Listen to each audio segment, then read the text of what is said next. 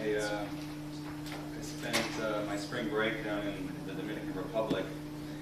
I came back with a cold and a busted rib from playing too much volleyball. So I may have to just cut my throat occasionally. Maybe I'll prop it up there. So that just tells you never go on vacation. It's a very bad idea. Stay home.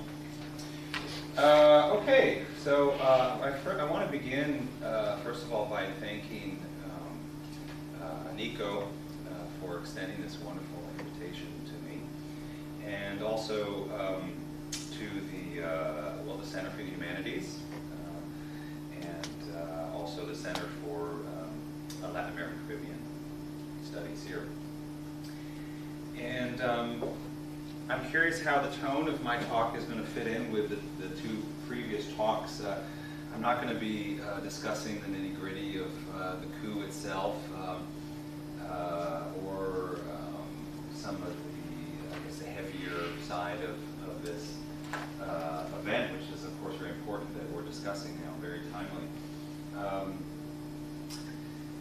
I had the first opportunity that I had to meet Augusto Boal. I mean, how many of you here, first of all, are familiar with Augusto Boal? That you've heard of him or you've read some of his work? Okay, a few of you. Well, it's a good thing that I do have a bit of an overview about the author, the playwright himself. And I had an opportunity first of all, in the summer of 2006, when I was leading a study abroad program from University of Georgia to the city of Niterói. We had a program in the Federal University of Fluminense. And it was very important to me that we develop a service learning component to this program. And I had been able to get Augusto Boal's contact at his Theater of the Oppressed Center in the neighborhood of Lapa, downtown Rio. And so he very graciously invited this group of students and me to come, and we traipsed our way through downtown Rio, and then we arrived in Lapa. And he spent over 2 hours. He, of course, as he would, he created a circle with chairs, and he sat down and he just started to explain to us what the Theater of the Oppressed was. And that led to a very interesting service learning opportunity for several of our students who ended up, they were doing work at a mental hospital in the city of Niterói. And they were using theater workshops to help remove the stigma of mental illnesses, and using forum theater for that. So you can imagine the kind of memorable experiences that my students had doing improvisations and all sorts of theater exercises in the middle of the mental hospital. That's a very unique service learning. It's not your typical service learning experience. So then our paths crossed again a second time, and as it turns out, unfortunately, a final time, in the summer of 2000 well, let's see, the summer of 2008. And this was shortly after the play that I'm going to discuss was performed at the University of Georgia for the first time, right, in English. That's the play that I translated. And this was in Nebraska, right, at Omaha, at the Theater of the Oppressed, Pedagogy of the Oppressed conference. And I was arriving there with a DVD, a video recording of the play, which I have with me. I hope we'll be able to watch a little bit of it. And some translated scenes that I wanted to present to him and some other people there. And I have to admit that I was not just a little bit nervous about the, as you'll see, some fairly significant tinkering that I had done with his original text. I really wasn't quite sure. I figured he was quite open-minded, but it's one thing to be maybe politically open-minded, another thing to be maybe artistically open-minded. Like maybe he was not okay with me taking such license with his play. But he was at the presentation that I gave, and I left fortunately, Omaha with the green light to go ahead and continue translating his work, and ideally put together a collection of publications, or a collection of his plays for publication. So I interpreted this as at least a tacit approval of what I was doing with his work, if not somewhat amused maybe by what I was doing. So the preparation of this collection was really my main concern when I returned to Brazil in 2009. I was on sabbatical with my family, and unfortunately in early May I received an email from his son Julian, who also has continued in this work of Theater via Press, indicating to me that his father had passed away quite suddenly from leukemia. He had been struggling with this for some time, but it still really, I think, took people by surprise. And I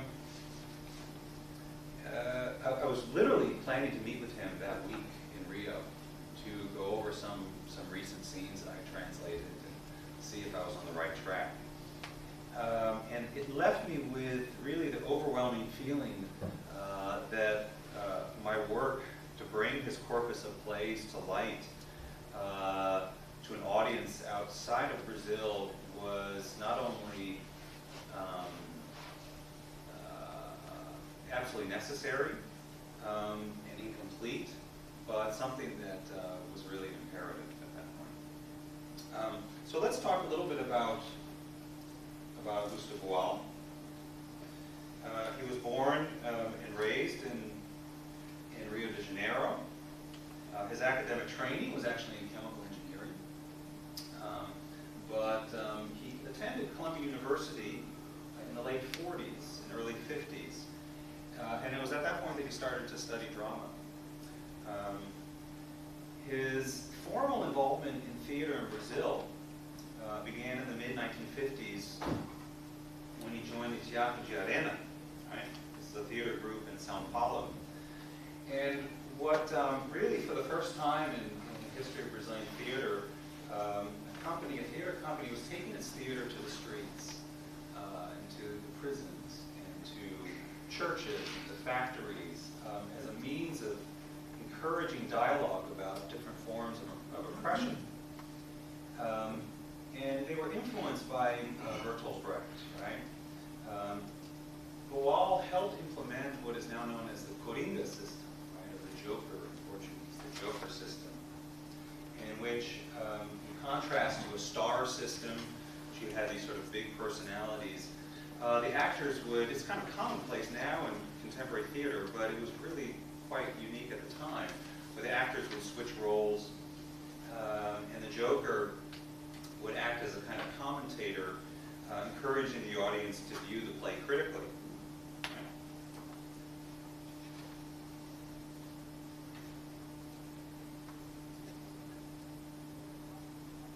So throughout the 1960s, under Boal's leadership, the Teatro Arena was arguably the most important theater company in Brazil.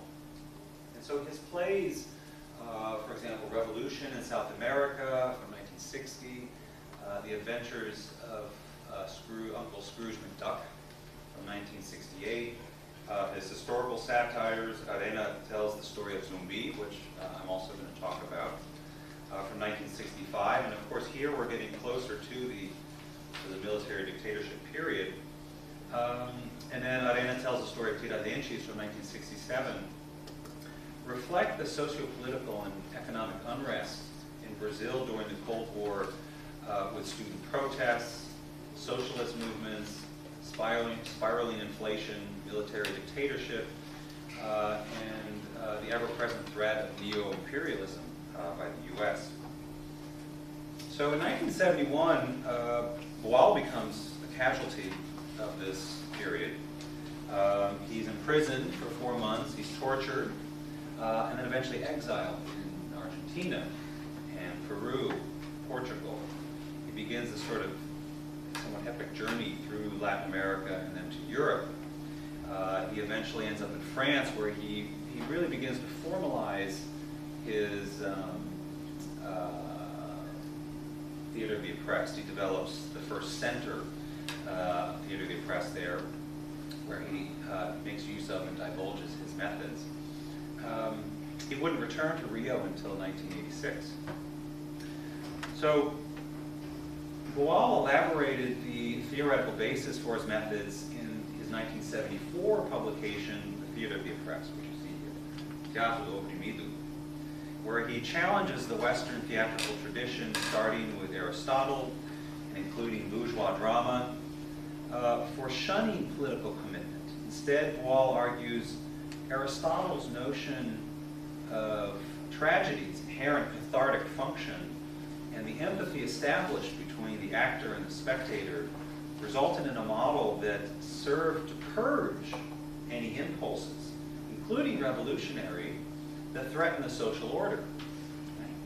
It is also in this book that Boal describes his experimentations with image theater, where participants would, without using words, would create images of prior to, they would take a social, some sort of dilemma, and they would create what this current situation is, and then what the end result is, and then what has to happen in order to get to that place. Invisible theater, this is when actors would create a disturbance in a public space in order to call attention to some issue that they had identified as needing public discourse and discussion.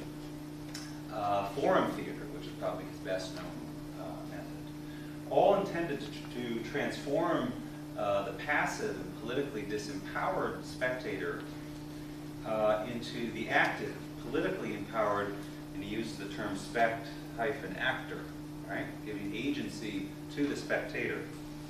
And in so doing, use theater as a means of creating dialogue, rehearsing possible solutions to personal and particularly political and economic dilemmas rooted in social oppression. So a visit to the Theater of the Oppressed official website reveals theater groups and other activist organizations in over 60 countries now. You see here one, they're on every continent. You see here a group in Nepal that's using foreign theater. And India, for example, has one of the largest communities of people making use of Theater of the Oppressed. So Augusto Boal is, excuse me, that tells me I'm supposed to be giving a keynote. Augusto Boal is now internationally recognized for his use of theater as a powerful and empowering tool in the fight for social justice. And I think it's very indicative that in 2008 he was nominated for the Nobel Peace Prize. He didn't win it, but and in 2009 received the title of World Theater Ambassador by UNESCO. So while it is safe to say that the theatrical processes developed by Boal through the Theater of the Oppressed have been widely disseminated, the same cannot be said for his corpus of plays, particularly outside of Brazil. Right? If you ask somebody, well, what do you know about Augusto Boal, they would immediately, Theater of the Oppressed would come to mind. Very few outside of Brazil, even within Brazil, are necessarily familiar with his actual work, his plays. In an effort to shed light on his own artistic production during the military dictatorship years, not only as a theoretician, but also as a playwright, I'd like to talk a bit about my efforts to translate several of his plays into English, namely Arena conta Zumbi, or Arena tells the story of Zumbi, and As Aventuras do Tio Patinhas, right? Translated as The Misadventures of Uncle McBuck, which when it premiered at the University of Georgia in 2008, constitute the very first production that I'm aware of, at least, of a Boal play in English anywhere. And it was a great opportunity. The play ran for 2 weeks. We had the participation of Julian Boal, his son, leading workshops in Theater of the Oppressed with our students.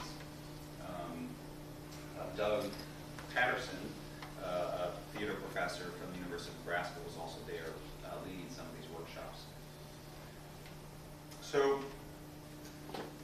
prior to discussing the plays themselves, I would like to say a few words about my role as translator in light of a school of thought within translation studies that emerged in Brazil also during the 1960s. It's kind of interesting that this is all happening, sort of converging at the same time as this very tumultuous political period.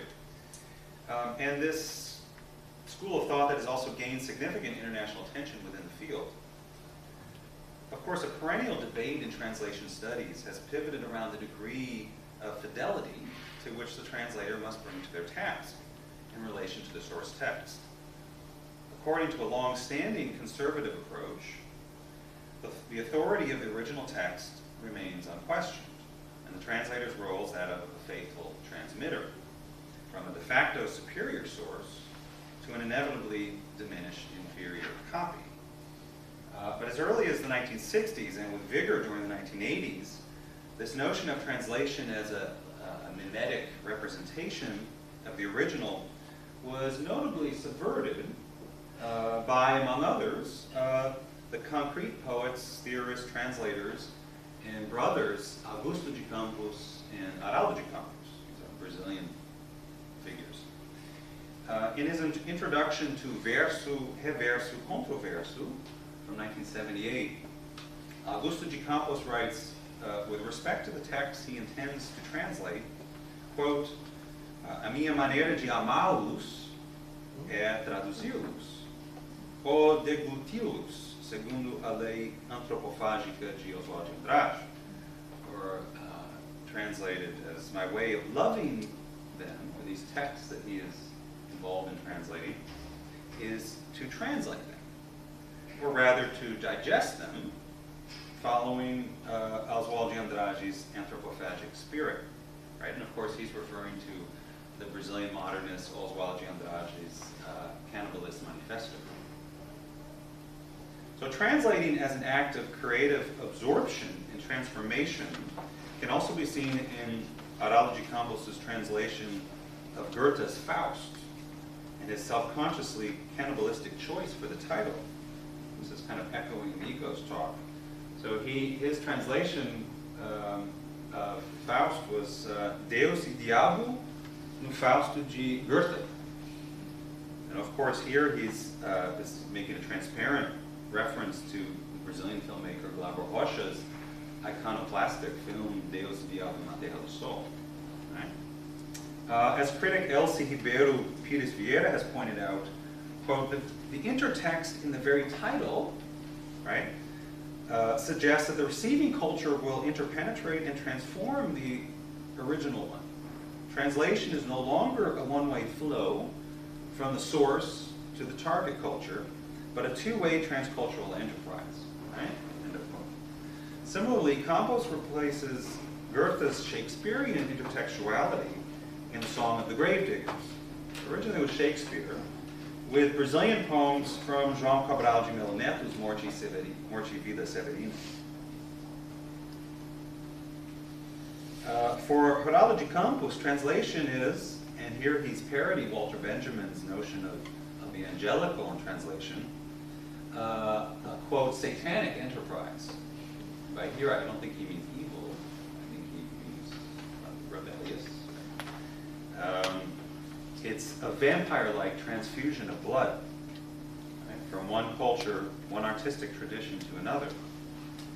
Fidelity is given not to the original source, per se, but rather to the act of transtextual transcreation. Right? A process true to the anthropophagic spirit, whereby the original is deliberately and creatively infused with multiple discourses and native references. Right? Here we have an interesting example of Augusto, his brother's graphic, you could maybe call it a transcreation of Gertrude Stein's poem, right? Which the lines, the words, a rose is a rose is a rose, form the petals of a flower. Right? This is more of a graphic representation of this idea. Of course, by proposing translation as transcreation, Haraldo de Campos is making a clear political as well as aesthetic statement, right? By breaking down the sacred form of canonic sources, transcreation creates a space for peripheral voices to rewrite, recreate, and reinterpret historical narratives and viewpoints. It constitutes an invitation for marginal voices to interplay with authoritative texts and hegemonic centers. Is the same true, and this is posing this question, however, when transcreation occurs in the opposite direction? This is what I had to think about when I was organizing the Luso-American anthology, because we were taking Brazilian texts and bringing them over to sort of the hegemonic center of English and North American publishing culture, right? So when Oswald de Andrade's Cannibalesque Manifesto, or Sosandrides Epic Geza Errante, or Haraldo de Campos's Galáxias are translated into English and published in the US, right? And more specifically, this presentation, how does one translate or rewrite the revolutionary content and vision embedded in Augusto Boal's plays from more than 50 years ago, from the 1960s military dictatorship period for a North American audience in the 21st century. Right? So that was really the challenge that we had. And try to make it mean something to, particularly our UGA students. Right? Let's consider the first play, one that I have only started to work with, but it has posed some really unique challenges. Not the least of which is that it's a musical. I'm not going to sing anything, but I am hopefully going to place some of the lyrics from this play, or some of the songs, which you have on your handout here. So Arena contra Zumbi was a musical co-written by Gianfrancesco Guarnieri and Augusto Boal, with music by the composer Edu Lobo. And it was performed for the first time in Sao Paulo in May of 1965. So this is precisely on the heels of the Golpe. Okay? So that's important to keep in mind. The music tells the story of Quilombo de Palmares and the rise and fall of its ultimate leader, Zumbi. How many of you are familiar with Palmares, the story of Palmares? Right? Yeah. So this is an important episode in Brazilian history and the history of the Americas, right? It's arguably the largest, Palmares represents arguably the largest runaway slave settlement in the Western Hemisphere, lasting for more than 80 years at its height, with a population in the 1680s, 1690s of upwards to 20,000 inhabitants. Mainly runaway African slaves, but also people who, for whatever reason, were trying to escape urban centers. So it was a very interesting population. So, though the play takes place in the 17th century in northeastern Brazil, the state of Alagoas, to be specific, the opening words of the Coringa, right, make clear the parallels to 1965 and the military's ever-tightening grip on personal and collective freedom in Brazil. Right? So he starts out by saying, História de gente negra, da luta pela razão, que se parece ao presente pela verdade em questão. Pois se trata de uma luta muito linda, na verdade. É a luta que vence os tempos, a luta pela liberdade. Do I need to read that in English? Looking at this group, well, I will anyway. A story about blacks and the fight for reason that resembles the present due to the truth in question. It deals with a struggle that is indeed quite lovely, a struggle that transcends these times, the fight for liberty. I did this translation fairly quickly. Now you can see I'm trying to pair up lovely with liberty. I'd rather use freedom. It seems seemingly simple, but even História de gente negra is not that easy to translate quickly into English. You know, is it a story about black people? Is it about the, you know, I'd rather use the word negra because Brazilians know what I'm talking about when I say negra. So even that is kind of a little tricky. So it becomes evident, as you can tell here, that Arena contra Zumbi, that in this play, racial conflict per se is not the focal point of the play. The fight of the fugitive slaves in Palma, it is part of it, right? But there's a larger fight in 1965, I think in the minds of Boal. The fight of the fugitive slaves in Palmares, much like that of the Tiradentes, conspirators, is intended by Boal to be that of the people, fighting first and foremost against political oppression and despotism. Forged shortly after the Golpe in a pervasive climate of increasing political agitation, revolutionary zeal, and counterculture, the play serves as a preamble, for example, to the deadly student protests, the organized strikes, and the police crackdowns that would soon follow in Brazil. It is indeed telling that this play ran for more than a year and a half to sold-out audiences, making it the most successful of the Arena productions, according to Boal. Now, it's hard to imagine, however, producing Zumbi in the US, translating it, and then putting on a production, say here at FIU or at UGA or wherever, without race becoming a, if not the, focal point of the play. It would be very challenging. One of the first decisions that a translator-adapter would have to make is whether to leave the play's cultural and historical setting entirely in Brazil. So notwithstanding, and this is all hypothetical because I've only started to work on it. I haven't decided yet. So notwithstanding the historical inaccuracies, shifting the play's setting to North America is tempting in the sense that it would present provocative rewriting of African slave history in the U.S. What if scenario of Palmares unfolding somewhere in the hinterland of Tennessee or northern Georgia, Florida, during the 17th or 18th century. So a hypothetical adaptation of this story would enable the translator-adapter to introduce to the text language and cultural references specific to African American culture.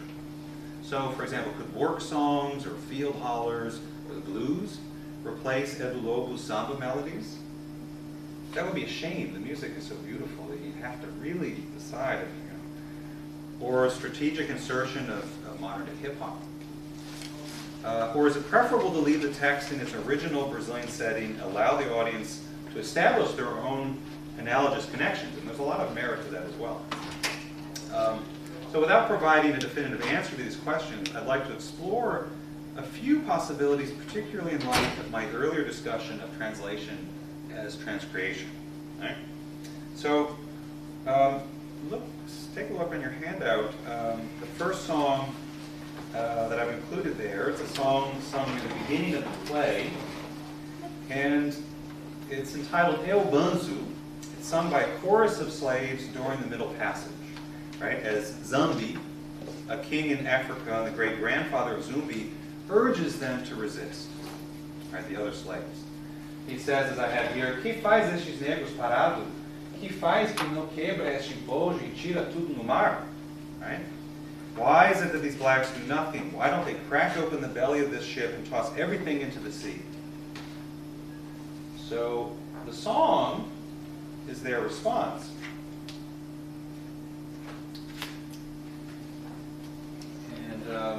I'll go ahead and play it for you. I think I'm going to have to just play it on my laptop here.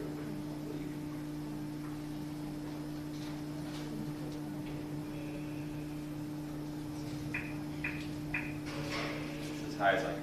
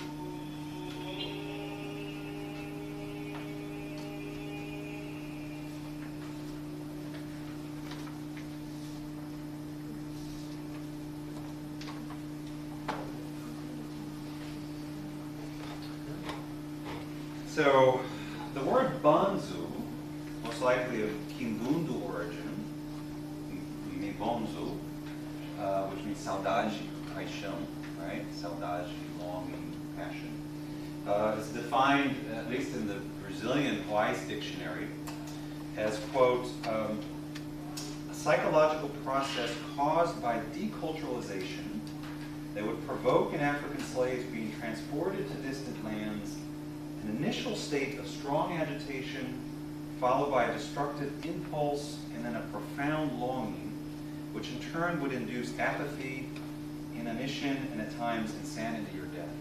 End of quote.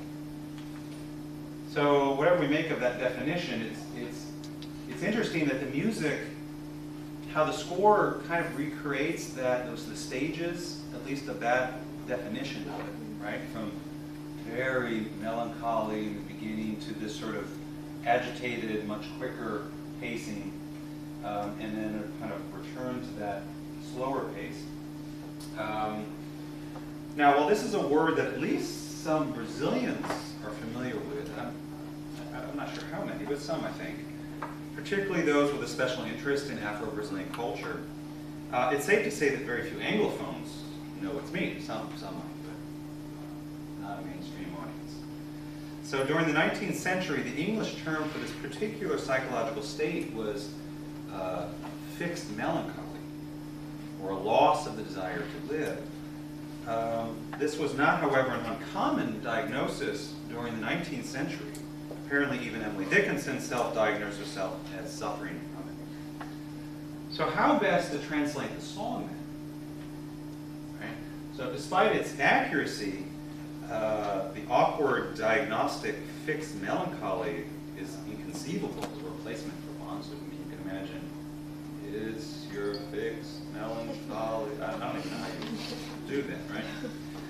So given that a large number of slaves destined from North America also came from Western Africa, Angola, as was the case in Brazil, maintaining the term banzu is perhaps preferable, despite its unfamiliarity to modern Anglophone audiences. So note, however, that I've inserted "Oh My Longing" into the repeated verse rather than just saying it's banzu, it's banzu, it's banzu, to clarify the meaning of banzu. And while not a literal translation, this approach does facilitate a two-way transcultural exchange between the original text and the transcreated text.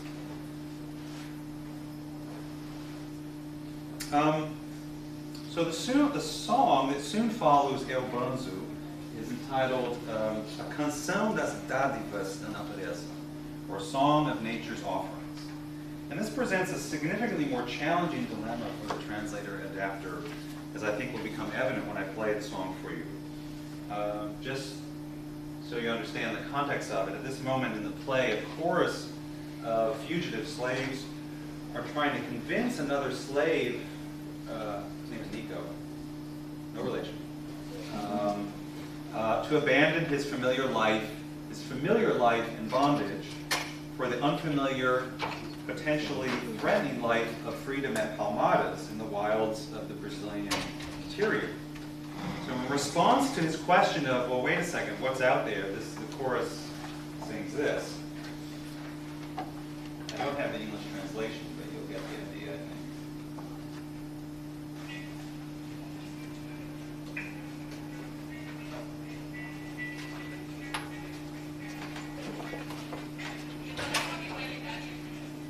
The handout has more of the verse.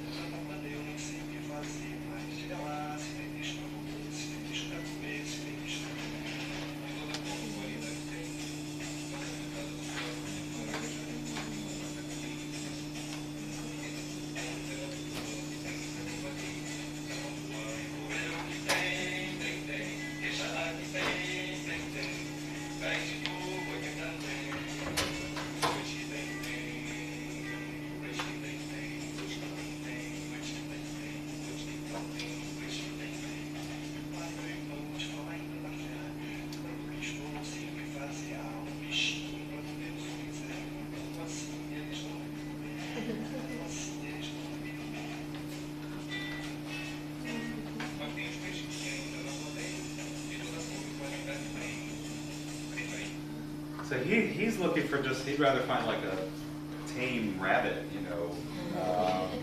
And he's a little concerned with all these Bishus out there that maybe he's the one that's going to get eaten, right? You'll notice that I've refrained from providing the translation for this one. After prolonged head scratching, the translator is left with a myriad of options, right? None of which are straightforward or obvious. The first would be to get a specialized dictionary with ample botanical and zoological terminology, right? And their variants in Tupi-Guarani to start to fill in the blanks. So if you did that, Pindoba becomes Pindoba palm. Right, what do we have here? Imbiriba is sugar cane. Titara, Jaquitara. Catulé is a palm of the Atelia genus. Pau de Santo, Cabrela, Mahogany, Onça Pintada. Oh, that's a jaguar. That's an easier one. Susuruna, that's like your mascot here, right? The panther. Guara is a man wolf. I don't even know what that is. It sounds ferocious. Werewolf. Man? I don't know. Werewolf. It is? M-A-N-E-D. I don't know. A guaxini is a crab-eating raccoon. Preguiça means it's a sloth, right? Tatupepa is a six-banded armadillo. Tamanduá is an anteater. So, I mean, just imagine what this song would sound like. You guys wouldn't even want me to play it. So, how these terms would be rendered again in song with a loose rhyming scheme, the way that this nice bossa nova, you know, melody accompanies, is perhaps anyone's guess. So when we consider other, less faithful approaches to translating the song, and again, I'm not saying this is what I'm going to do, or that even Bois would want me to do, but it's an option, would be to bring us back to the underlying question of fidelity to the original text and to what aspects of the original text, the content, or the form, or the ideological message, must the translator's fidelity lie. So leaving the story of Zumbi within a Brazilian milieu certainly simplifies on one level the translator's task and has the advantage of both preserving Edu Lobo's lush compositions and exposing an English-speaking audience to the historical circumstances of Palmares, which is important, unparalleled in the Western Hemisphere. And yet would the end result approximate the goal that Guarnieri and Boal were seeking with Zumbi in 1965 when it was performed? Namely, to challenge the specific audience to question forms of institutionalized oppression, and particularly the 1964 coup, through a deliberate blending of contemporary references with the history of Palmares. Right? More than likely, upon hearing Lobo's samba-driven Canção das Dádivas, da Natureza, an American audience would, for example, presume that this is what Afro-Brazilian music maybe sounded like in the 17th century. Right? Thus missing entirely the song's forward leap in time and subsequently its anachronic Brechtian impact of critical distance. Right? So as a kind of transcreative experiment, I'd like to entertain the possibility for the translator of a different option or direction, one that consciously shifts the play's cultural references to a North American context again. It's interesting to speculate, for example, the transcreation that would emerge if one were to use certain lexical and syntactic features of Gullah, the English-based Creole language developed by African slaves living on the Sea Islands and coastal regions of North Carolina and South Carolina and Georgia. Right? If you go down to an island like Sanibel Island, you meet these communities, they're living communities. Gullah words, some of which have entered the American English lexicon, such as gubru for peanut, and yam, and gumbo for okra, could be used, along with gullah for pig, and nunsi for spider, and tukri buzzard for turkey buzzard, right? Not to mention you have folkloric characters such as Brer Rabbit and Brer Wolf, Brer Alligator, all iconic figures in Gullah folklore narratives. So similarly, incorporating the subversive, self-affirming discourse of hip-hop could also contribute to a critical indigenization of the original text. Okay, so if the intercultural transcreations I have proposed for Arena Contra Zumbi are, at this stage in the project, largely hypothetical, the U.S. production at UGA of Boal's As Aventuras de Tio Patinhas in the spring of 2008 provides a clear example of this intentional blurring between translation and adaptation.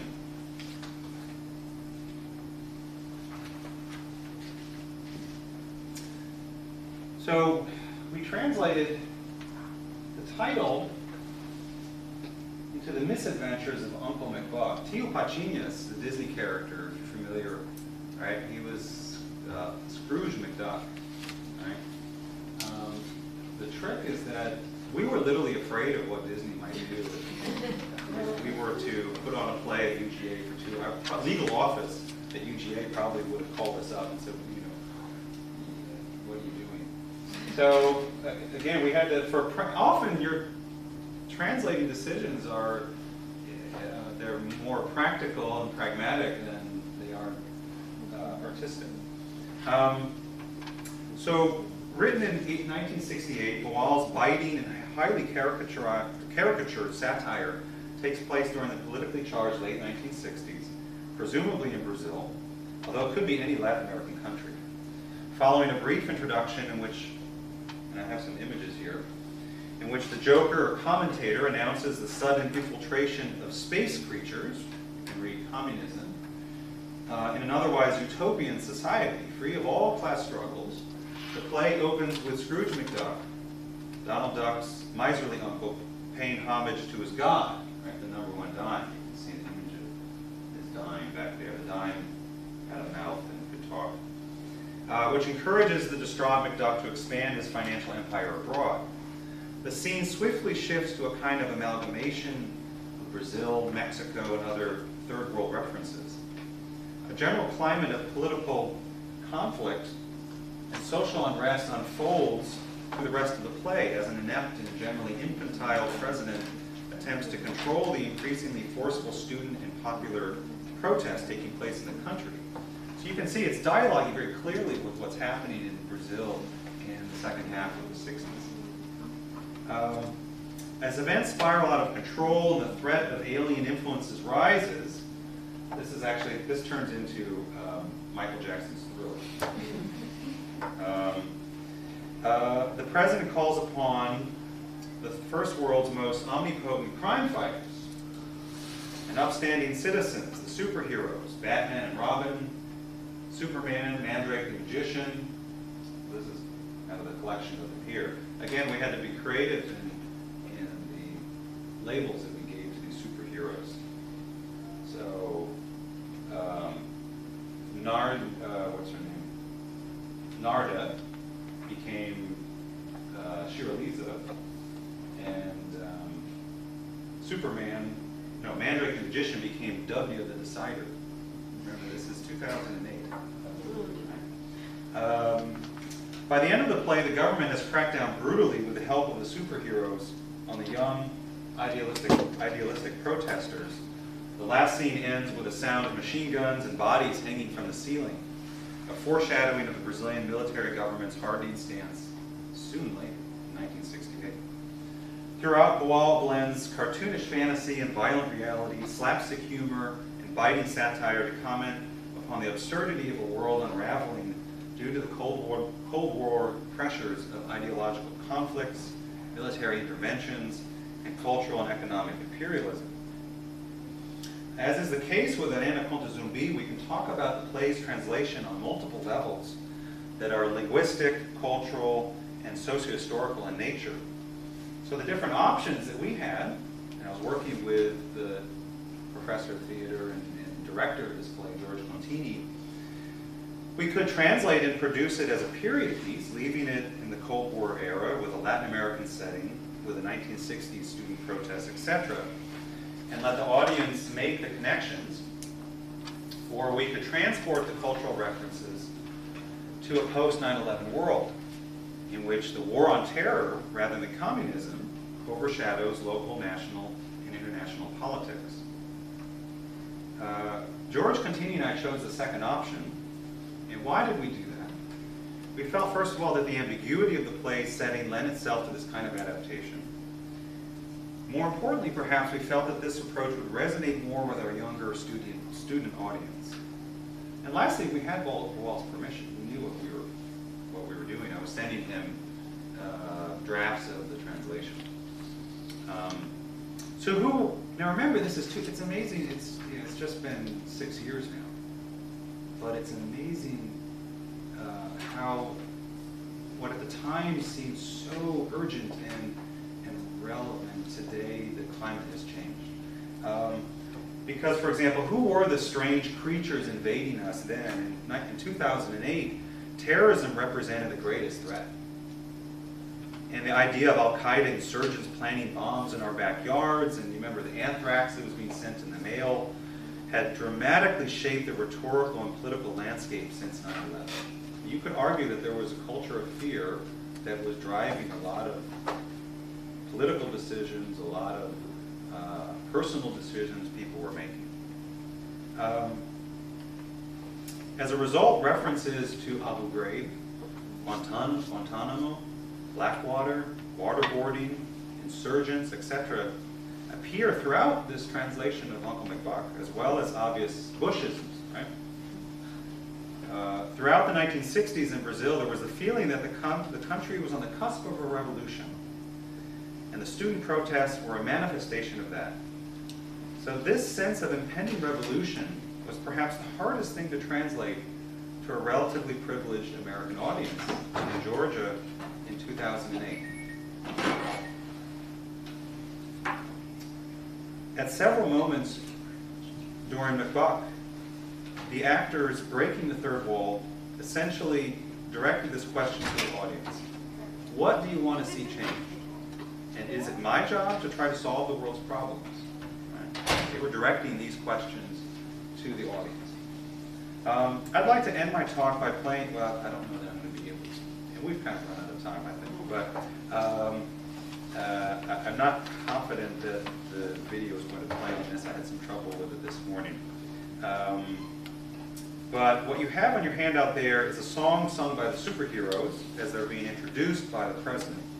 It provides just one example of the myriad of transcreations on linguistic, lyrical, cultural, and socio-political level that George Contini and I decided upon in our effort to encourage our particular university audience to reflect upon where they stood, if not in the revolution, at least as participants in the collective solving of the world's problems. So perhaps if we have time, we can look at that song. I do want to. So this is the president, and he's getting ready to introduce the superheroes. The original, it's entitled "O Mundo Vai Ser Livre na Porrada." It's good that there are not too many Portuguese speakers here. And note the subtitle, cantada com sotaque bem carregado, né, pelos super-heróis, right?